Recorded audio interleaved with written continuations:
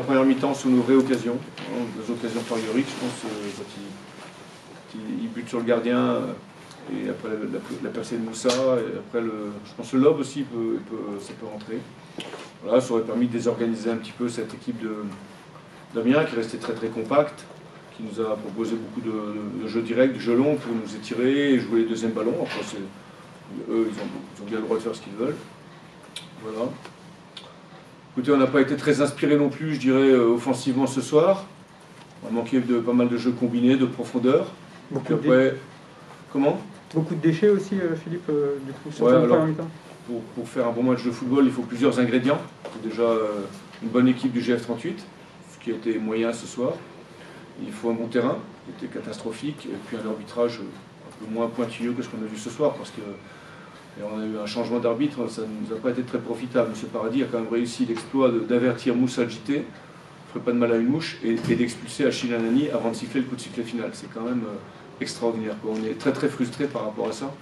Sans compter un arbitrage très pointilleux sur un terrain difficile à jouer, donc ça ne rajoute pas à la fluidité du jeu, quoi. Sur chaque action, dès que tu te touches, je rappelle que le football est un sport de contact et qu'on a encore le droit de se toucher les uns les autres. On n'est pas au basketball, on n'est pas au tennis de table. Donc on est aussi frustré par rapport à tout ça. Je dirais que voilà, entre le terrain, l'arbitrage et un petit GF38, bah, ça ne restera pas une grande soirée. Vous restez un peu sur votre fin. Ouais, bon, c'est des matchs, franchement, c'est des matchs de merde. Quand vous accumulez tout ça, voilà, votre soirée, c'est une sale soirée. Il n'y a pas d'occasion, il ne se passe rien. Donc dès qu'il y a un mec qui tombe, il y a faute, on perd un joueur pour peut-être 2 ou 3 matchs, j'en sais rien. Enfin, c'est pas très réjouissant. Après nous, voilà, c'est pas dimanche tous les jours, hein, on va pas non plus, on n'a pas la prétention. Vous savez qu'Amiens, ça serait dur à défier, on n'a pas été déçus. Après, on a quand même les situations pour les mettre hors de portée en première mi-temps. Comment expliquer, tu l'as peut-être dit, un peu ce manque de fluidité, pour créer vraiment du danger, notamment en deuxième? Il y a un adversaire en face qui défend, très groupé, qui prend moins de risques que certaines équipes dans le jeu, donc du coup, on a moins de ballons à récupérer nous aussi. Après, je vous ai expliqué aussi avant, on n'était pas très, très inspirés non plus. Il y a quand même 2 ou 3 joueurs qui étaient, je pense, en deçà de leur niveau. Et puis après, toutes les autres raisons. On a senti que ça crée un peu de frustration, un peu de nervosité quand même. Oui, mais tout le monde s'énerve, mais non, mais tous ces éléments, ça énerve. Je veux dire, quand le terrain rebondit, quand il y a des fourbons, quand tu fais des erreurs techniques, ça t'énerve. Quand l'arbitre, il en rajoute en sifflant des coups francs, je ne sais pas combien de coups francs ce soir, mais enfin, franchement, c'est incroyable, quoi. Incroyable.